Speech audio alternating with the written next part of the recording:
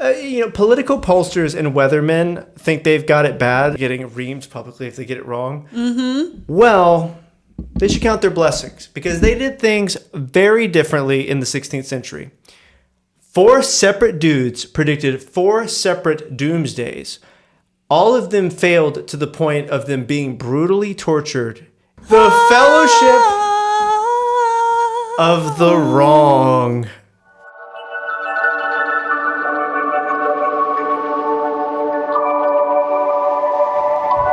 Mary Hale with Heidi and Dale. So we've got 4 Anabaptist ministers. So it can get confusing with all the names. We'll just basically call them Preacher 1, 2, 3, and 4. Let's start with Anabaptist Preacher number 1. Thomas Munzer was convinced the end was near. Gifted with oratory, he gained followers with his firebrand sermons warning that Judgment Day would come in 1525. As the prophesied day grew closer, Munzer's sermons grew more urgent and apocalyptic.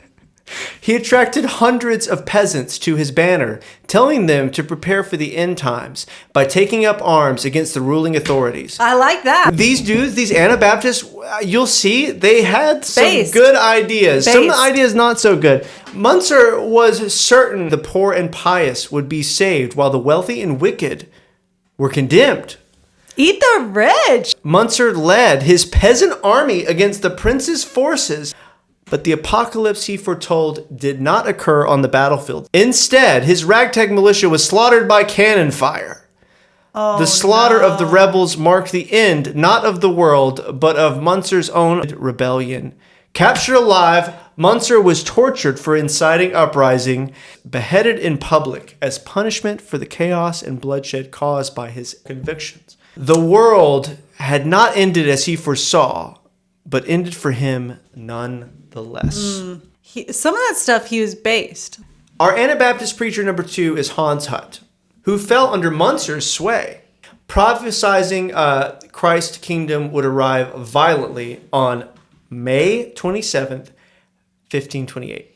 Okay. Hut attracted fervent followers as an apocalyptic preacher in his own right, but the foretold apocalypse did not occur, and authorities arrested Hut. Imprisoned for his teachings, Hut was hideously tortured, dying accidentally in a prison fire. The conflagration consumed the man, but not the world, contrary to his prophetic proclamations. He saw his boss do it, and he was like, he did so well. Okay. He said, hold my meat. I'm going to have my own flavor. Okay. So we're moving on to Anabaptist preacher number 3. Oh my God. I don't know how to say this man's name. Melchior Hoffman also gained followers with apocalyptic preaching, boldly foretelling Christ's 1533 return, where 144,000 people would be saved.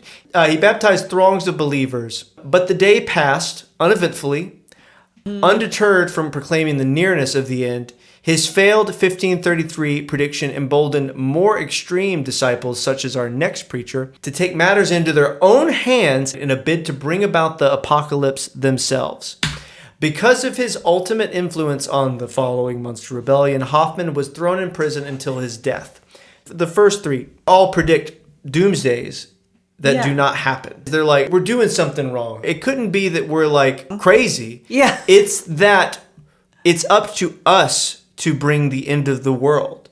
Be the chaos you wish to see in the world. So the disciple who sought to bring the end of the world himself was Anabaptist preacher number 4, Jan Mathis, a baker turned prophet. Okay. Mathis proclaimed imminent end of the world, baptizing thousands of converts by force in preparation for the apocalypse.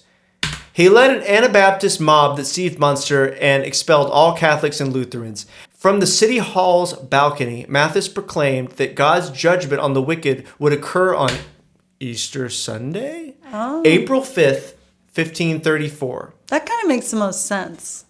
On the foretold day, Mathis sallied forth with just 12 followers to confront an entire army of people gathered outside the city walls to fulfill his apocalyptic prediction. Well, Jesus had 12.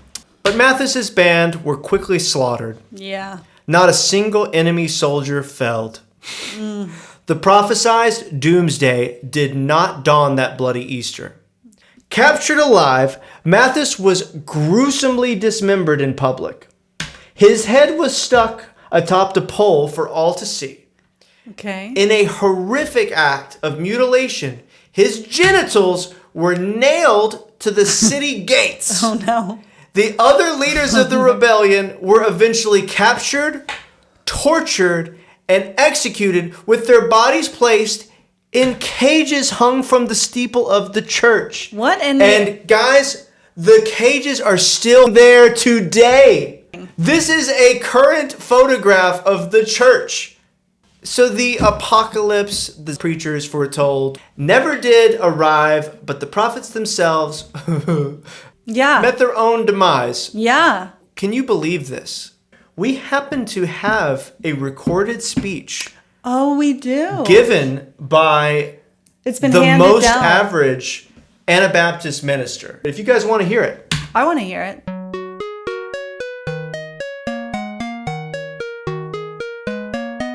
Brethren, though my head is gone, the Lord's truth rings clear as day. Ears matter not, for the word resounds in spirit alone. Eyes deceive, but the blind can visualize God's glory. My fate's no hindrance to heeding the Almighty's call. So repent, souls. Embrace the faith that sustained your prophet in death.